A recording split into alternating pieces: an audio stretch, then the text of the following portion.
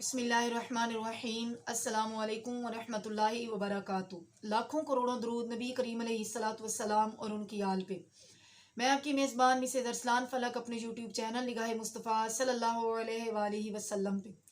आज का हमारा गुफ्तगू का मौजू नबी अलैहिस्सलाम की मोहब्बत और नबी अलैहिस्सलाम की ज़ात पर दुरूद व सलाम पढ़ने वाले इंसान का मकाम। एक संग तराश था, सच्चा इश्क़ रसूल था, मदीने का दीवाना था, दुरूद सलाम से उसे बड़ी मोहब्बत थी। दुरूद सलाम की एक मशहूर व मारूफ किताब दलाइलुल खैरात उसे ज़ुबानी याद थी। उसका मामूल था कि जब भी वो कोई पत्थर तराशता ना, तो उस दौरान वो दुरूद सलाम की उस किताब का एक बाब पढ़ लिया करता था। एक बार हज के पुरबहार मौसम में जब आशिकों के काफिले हरमैन शरीफैन की तरफ रवां दवां थे, हुआ क्या कि उसकी किस्मत का सितारा भी चमक उठा। एक रात जब वो सोया तो दिल की आंखें खुल गईं। क्या देखता है कि वो मस्जिद नबवी के पास हाजिर है। वालिये बेकसां मदीने के सुल्तान नबी आखिरुज़्ज़मां जलवा फरमा है। सब्ज गुंबद के अनवार से फिजा मुनव्वर हो रही है और नूरानी मीनार भी नूर बरसा रहे हैं। इतने में आका अलैहिस्सलाम के लबहाए मुबारक को जुम्बिश हुई, रहमत के फूल झड़ने लगे और अल्फाज कुछ यूं तरतीब पाए कि दीवाने वो देखो, हमारे मीनार का एक कुंगरा शकिस्ता हो चुका है, तुम हमारे मदीने में आओ और इसे सरे नो बना दो। अब जब दीवाने की आंख खुली तो कानों में वालिये बेकसां के अल्फाज गूंज रहे थे। मदीने का बुलावा आ चुका था, लेकिन ये सोचकर आंखों से आंसू छलक पड़े कि मेरे पास तो कुछ है नहीं, मैं मदीने कैसे जाऊंगा। इतने में इश्क ने ढार्स बंधाई, बेताब आरजू ने दिलासा दिया कि तुम फिक्र क्यों करते हो, अरे तुम्हें तो खुद मुस्तफ़ा ने बुलाया है, वसाइल की फिक्र ना करो। और है भी ऐसा कि जब बुलाया आका ने खुद ही इंतज़ाम हो गए। चुनाचे दीवाने ने रख्ते सफ़र बांधा, औजार का थैला कंधे पर चढ़ाया और पूर बंदर की बंदरगाह की तरफ जुबाने हाल से ये गुनगुनाता हुआ चल पड़ा। कहाँ का मनसब, कहाँ की दौलत, कहाँ का मनसब, कहाँ की दौलत, कसम खुदा की है ये हकीकत कि जिन्हें बुलाया है मुस्तफ़ा ने वही मदीने को जा रहे हैं, कि जिन्हें बुलाया है मुस्तफ़ा ने वही मदीने को जा रहे हैं।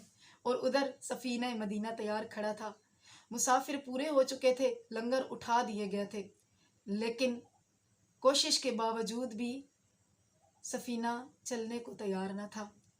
अब अमले में से किसी की नज़र दूर से झूमते आते हुए दीवाने पर पड़ी। सवारियों ने भी सोचा कि कोई ज़ाहिर मदीना बाकी रह गया होगा। अब जहाज़ चूँकि गहरे पानी में था, दीवाने को लेने के लिए कश्ती गई। कश्ती के ज़रिए वह सफ़ीने में जब दाखिल हुआ तो सफ़ीना झूमता हुआ सोए मदीना को चल पड़ा। अब जब वहाँ पे पहुँचा तो खुदामे हरम उस दीवाने को देख कर ना बेसाख्ता पुकार उठे कि अरे ये तो वही दीवाना है जिसका हुलिया में ख्वाब में दिखाया गया। अब उसने सब्ज़ गुम्बद के सामने, रोज़ा अनवर के सामने उस दीवाने ने अपनी हाजिरी पेश की। आंखें अश्कबार थीं। अब खुदामे हरम की मदद से कमर में रस्सी बांध करना वो दीवाना उस मीनार के ऊपर चढ़ने लगा। अब हुक्म था नबी अलैहिस्सलातु वस्सलाम का, हुक्म जो है ना वो अदब पर फोकियत रखता है, वरना ये ना होता तो कोई इंसान मीनार पर चढ़ना तो दूर की बात कोई सोच भी ना सकता था।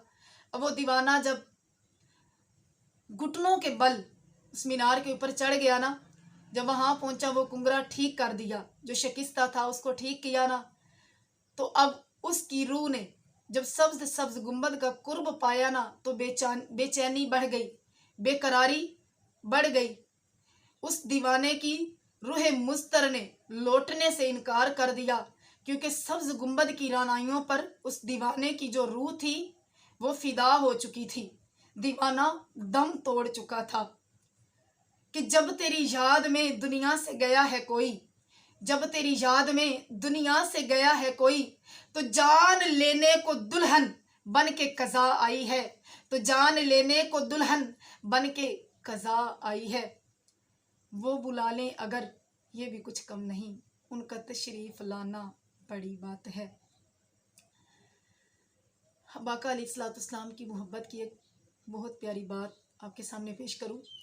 एक दिन हमारे नबी अलैहिस्सलाम एक वादी में सैर करने के लिए तशरीफ़ ले गए, तो वहाँ ना काफ़िले के कुछ लोग आए हुए थे जिनके सुर्ख कलर के ऊँट वहाँ पे चल रहे थे।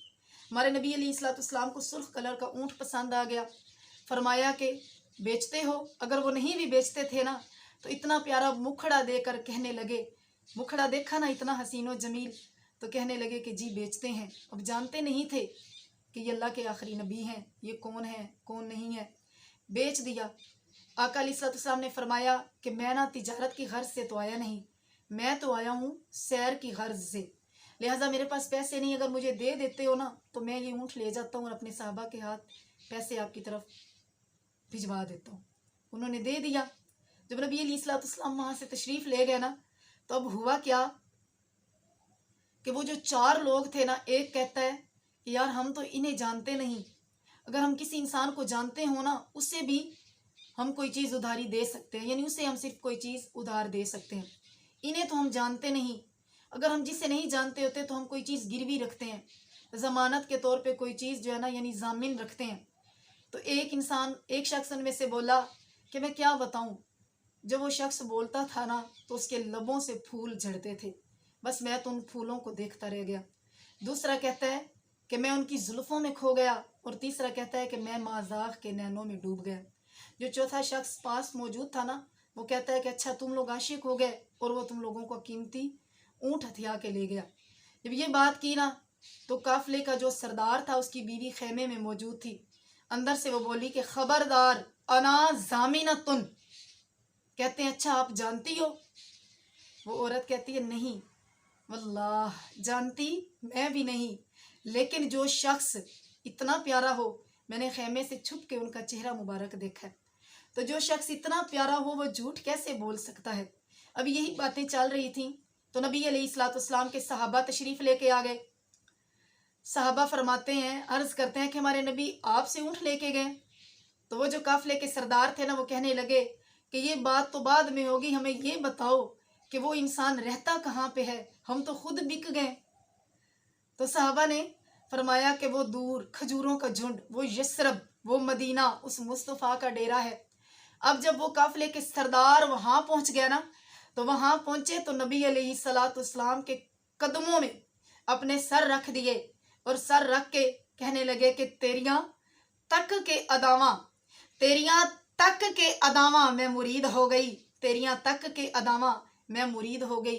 तो नबी अलैहिस्सलाम की ज़ात ने उन्हें कलमा पढ़ाया और वो लोग मुसलमान हो गए। यह है हमारे नबी अलैहिस्सलाम से सच्ची मोहब्बत। अब रबीउन नूर शरीफ का महीना शुरू होने वाला है।